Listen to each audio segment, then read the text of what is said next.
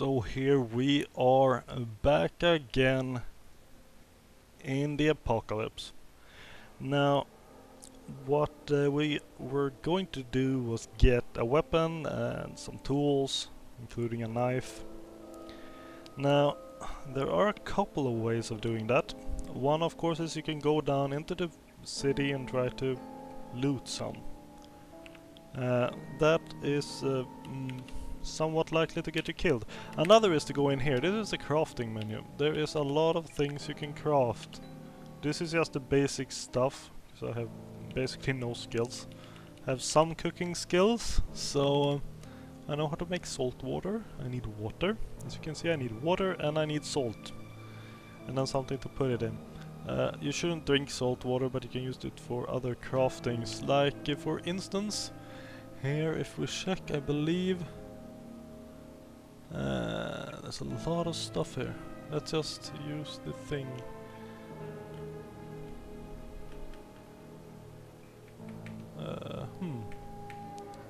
Well, that's interesting. Other maybe. No? Ah, well. You can use salt water for food preservation, basically. These are things we can make. We can make clean water by boiling dirty water. We can make tea and coffee, and can make milk if we have some powdered milk and clean water. We can even make spezi, which is orange soda and cola. We can also make stuff like Irish coffee, which is whiskey and coffee syrup. We can make a screwdriver from vodka and orange juice. Unfortunately, we're not gonna drink alcohol, because we're not cut out for alcohol. In addition, here we have the meat stuff. We can cook meat, cook fish. We can rehydrate, dehydrated meat and fish. We can make a hamburger helper, which is basically meat, cheese, and pasta. And since there's cheese in it, we're probably not gonna make hamburger helpers. Cracklings, we can make that. We need fat for that, and then, well, pots or frying pans and the fire and all these kind of things. So the simplest thing to do is, I believe, yeah, just cooking meat or fish. All you need is a nearby fire and like a pointy stick. You can make that. Fish, I don't think there were any rivers on our map, so it's gonna be a bit tricky. Meat though, there were a lot of forests and there's animals in there. You can make other things as well, of course. You can make ammo, you can make weapons. And we did need a weapon. And you can make others. Armor, which is basically clothes. Electronics, a lot of stuff. It's enormous amounts of stuff. But we needed tools and weapons. And what we want first is a knife. Most important. So we're gonna try to make a stone knife. That's the simplest thing for us to make right now. If I remember correctly, there were some thread downstairs. And we need that. We also need a rock. And we need something. A heavy stick, for instance, for the handle. And as a tool we need, well, another rock to bash our rock with. Basically make a stone knife. Let's see, do we know about that? We do not. We need better skills for that. You can make an improvised crowbar, which is very useful for getting into locked buildings. But we can't right now. However, once we have our knife, we can actually make a pointy stick as a weapon. Because we need one tool with cutting quality of 1 or more. But in order to do that, we need another heavy stick. Let's see, what else can we make? That, by the way, is a piercing weapon. Let's see, what else do we have? If we can kill an animal and get a fur pelt or something from him, we might be able to make a sling. Rubber hose is gonna be harder to get a hold of. Nails, we can probably make a nail board. A long piece of wood with several nails in it. Because we could smash some of the furniture in the evac shelter to get some nails out of it. But I don't think that will be necessary. We don't have a bat, a home wrecker, that's a lot of stuff. Long piece of wood with several chunks of steel firmly tied to it. The resulting weapon is unwieldy and slow, but very heavy hitting.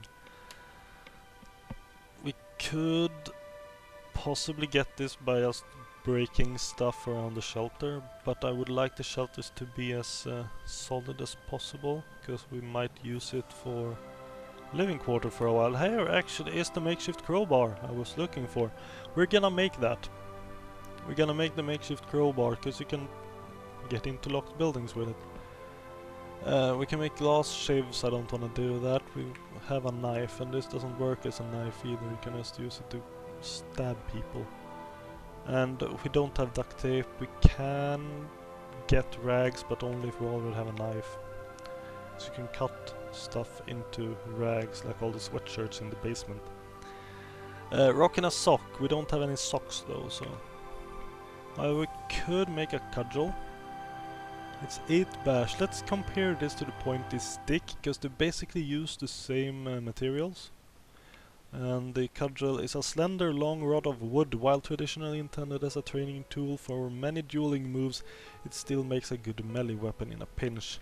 While the pointy stick, a simple wood pole with one end sharpened. So let's see here. We got bash 4 and pierce 10, that's the damage.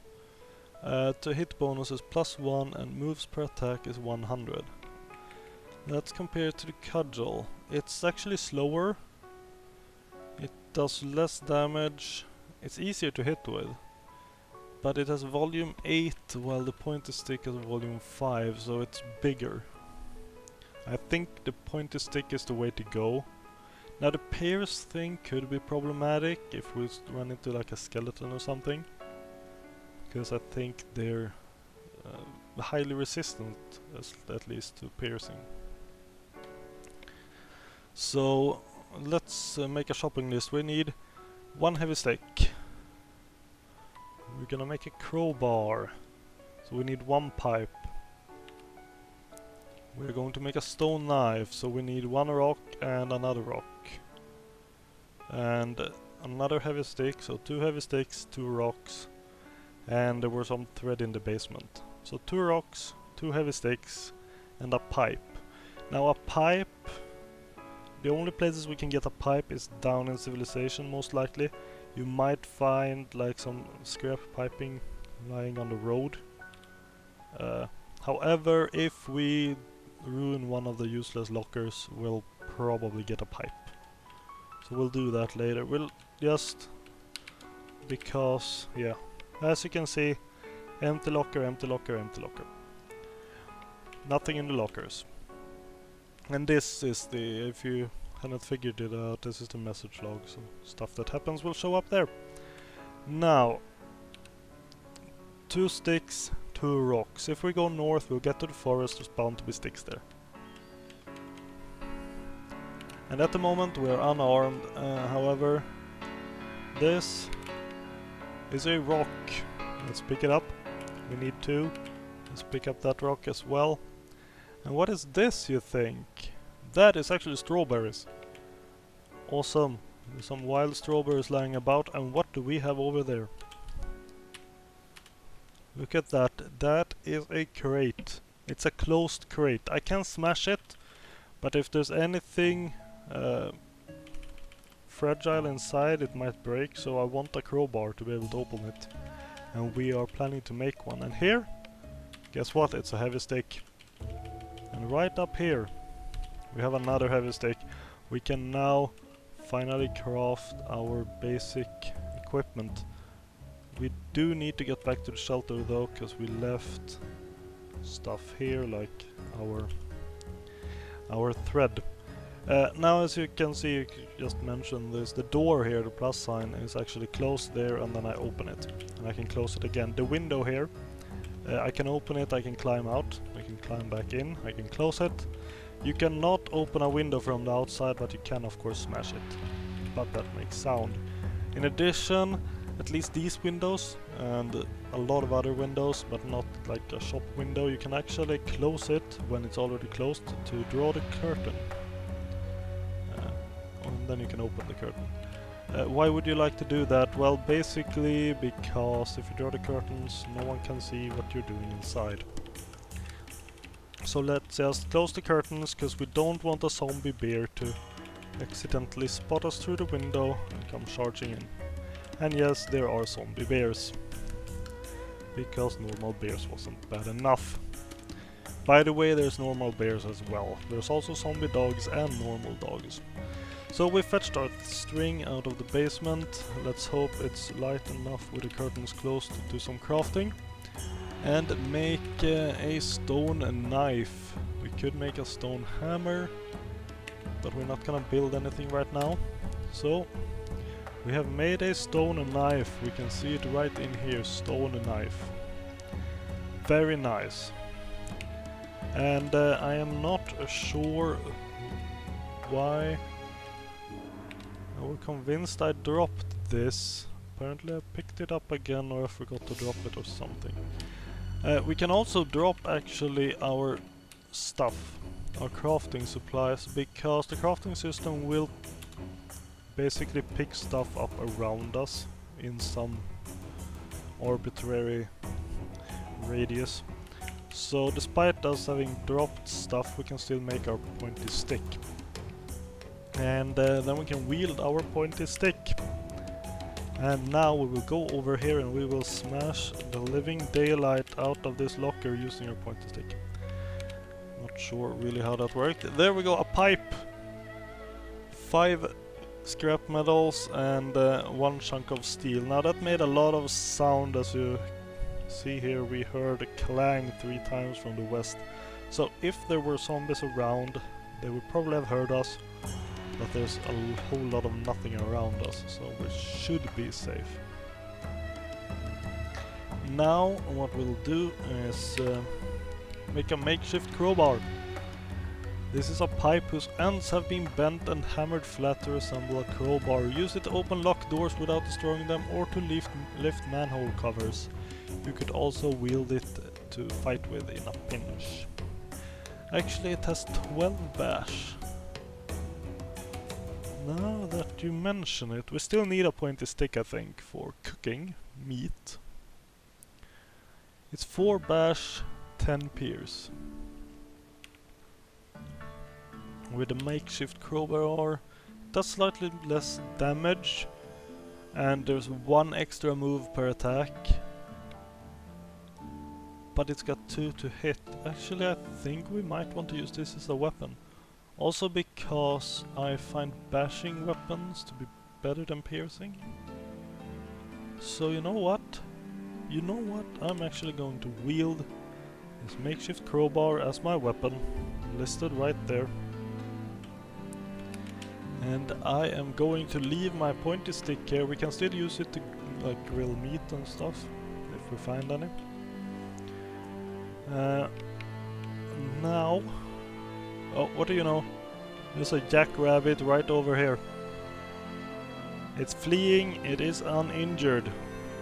The snowshoe here, a small grass eater with a brown fur coat that changes to white in the winter time.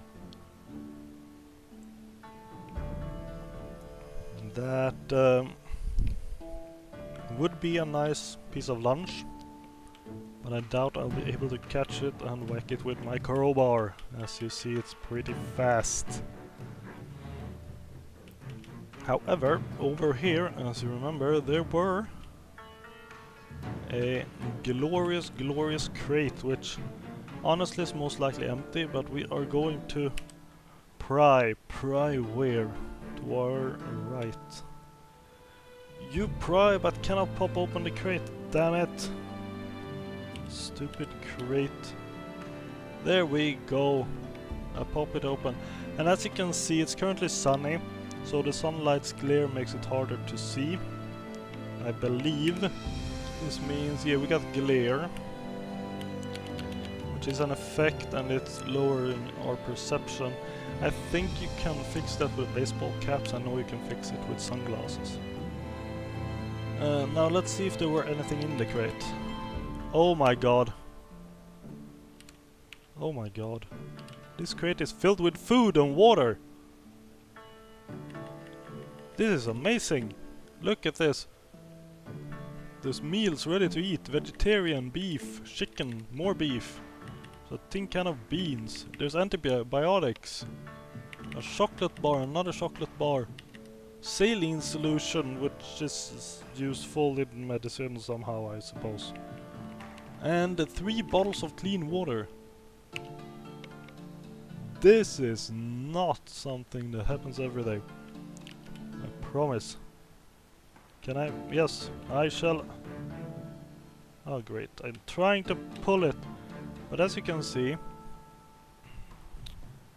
right here, you strain yourself trying to move the heavy open crate. So this is very, very heavy for us. We only have 10 strength and we already got 4 pain from trying to drag this bloody thing around. I thought I could drag it back to the shelter, I guess. Not a good idea, it's very heavy. And also, if we open our character sheet again, you can see we have a new effect, pain now. Pain lowers our intelligence by 1, so we're now slightly dumber because of pain. So what we'll do is we'll just pick everything up out of this crate and put it on our backpack. We now have food for days. We can also see that we've seen additional animals somewhere. There's a squirrel, a moose, and a rattlesnake. The rattlesnake is to the southwest, so it's down here somewhere.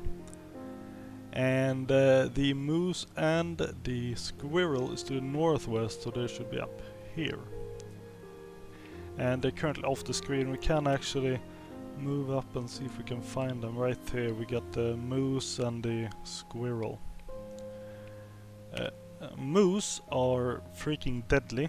They will murder you very, very hard if you get into a fight with them and aren't careful. And strong and powerful and well equipped. So don't mess with moose. He's dangerous. Let's drop off a bunch of food. Chocolate, MREs. These are meals ready to eat. They're basically the military freeze-dried food. So you open one of these up and there's some candy, some crackers, an entire meal, and I think there's coffee powder in them too. And this of course vegetarian, chicken, beef. Self-explanatory. We'll drop one of our water bottles and actually we'll keep 1 chocolate bar. This might look a bit odd, by the way, paper wrapper of chocolate bar. It's basically the same thing as plastic bottle of clean water. This means that it's a plastic bottle containing clean water and there's 2 charges of clean water, so I can drink twice from this before it's empty. The same thing with the saline solution. There's 10 charges of saline solution. Don't know what I used that for, it's fairly new edition. And I don't think I mentioned this. I'm using the experimental build from the Cataclysm webpage, that version. So basically there's several new experimental builds being released every day. So this might crash horribly, but I've had fairly good experience with the experimentals, so they're stable enough. So basically what this means is that this is 1 chocolate bar wrapped in paper, so when I eat this I actually get a paper wrapper, which is pretty much useless. You can just create a tiny fire with it, maybe. And when I drink this water I get the plastic bottle, which is very useful because you can fill it with something else, more water for instance. And let's drop the saline solution as well. Actually, let's just drop the antibiotics also. I don't think I'm gonna use those right now, not until I get someone eats me and I survive. And we'll take some vitamins. I'm not 100% sure, but I think vitamins can be fairly important because they help you maintain your immune defense, I think, or something like that. So we've done stuff here now. Where do we go now? We're actually, you might not like this, but we're not gonna go down into the city, because one of the reasons I went for this build with traits like good hearing, light step, night vision and weak scent is to do night raids. If you go into the city at night and you have the advantage of night vision and good hearing's useful as well, and especially weak scent, you should be able to avoid a lot of zombies. If you go in during the day, basically zombies, if we move around here, like all the zombies that would fit in this area would basically see you and they will go straight for you. Now zombies do have an advantage in the dark because they can hear well and they can smell you, but I have minimized that risk by going for weak scent and good hearing. And basically, if they don't find me, they're not going to attack me. What is an ant larva doing here? A pulsating sausage of glistening white flesh the size of a large cat. On one end is a set of squirming mouthparts. So basically, there's no ant hill here. There is one up there. I have no idea why an ant larva would be down here, but it is. So basically an ant larva is the size of a small cat, so guess the size of the actual ant. What we're gonna do waiting for nightfall and raiding the city though, is we're gonna investigate these roads and see if we can find anything along them or out in the wilderness, because you can find stuff laying about.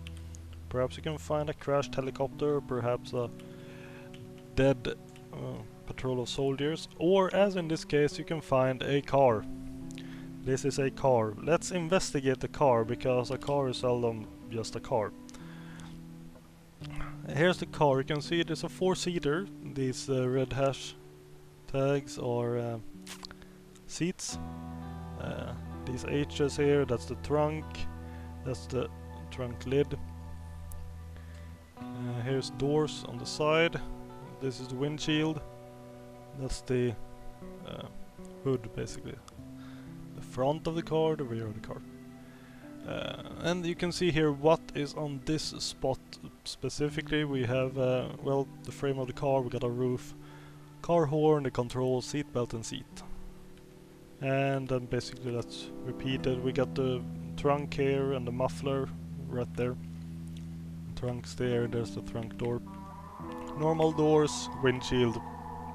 And up here we have a 4-cylinder inline engine, 1.65 liter.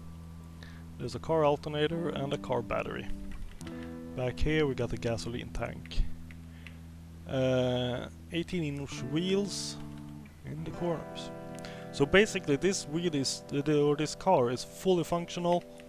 The engine works because it's green. The battery works but it's damaged, it's yellow, and all the wheels are actually not broken. This is very damaged. This is somewhat damaged. And you can find that out fairly quick by looking here. You can see it has a top speed, so the engine works, and it has enough wheels to run. It can actually run on 3 wheels, a car. You can see fuel usage, what's most damaged. It's currently dented, it weighs 731 kilograms. If you wanted to pick it up for some reason, I don't think you can get enough strength to do that, you might. You can push some cars around if you're strong and they're not too heavy. However, this might be a working car, but no fuel and the battery is empty. So we can't actually drive it. If we find some fuel and some batteries to beef up the battery, we could drive it around, and we probably will unless we find an even better car. So what I will do is I will go here to the map and I will make a note that there is a car here, no gas, no battery. And then we've basically investigated this road, and if we go back to the map here we can see there's an N here, so there's a note. And we can step up there to see that there's a car, no gas, no battery, so we remember that. But we've checked that stretch of road. I think we're gonna go down here now, past the ant larva, past Mr. Rattlesnake. And we'll get a bit closer to... well, here's even more ant larvas. So a lot of ant larvas here, I'm getting a bit concerned. Let's avoid the ant larva. By the way, we have these Fs here, there's mutated poppy flowers. You can actually use those if you learn how to. Learn the crafting recipes to make homemade painkillers and stuff. And I'll nab those strawberries there. Fruit just lying about like this in the wild. Actually saw one up here, didn't I? Yeah. This brighter one, that's actually a strawberry bush in this case, so you can pick those strawberries. These are just bushes, so they don't have any berries or anything. So we can pick those there. There are strawberry seeds, you can plant crops and stuff as well. But the strawberries that's just lying about, they will spoil.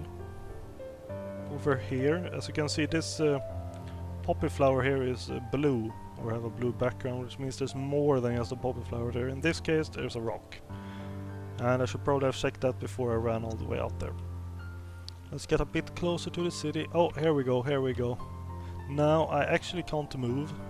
Monster spotted, safe mode is on. Safe mode here, it means if I can see a monster with safe mode on, I cannot move. Which is basically to avoid me randomly running into stuff and killing myself. But this is the edge of the town, and here is the skeleton in question.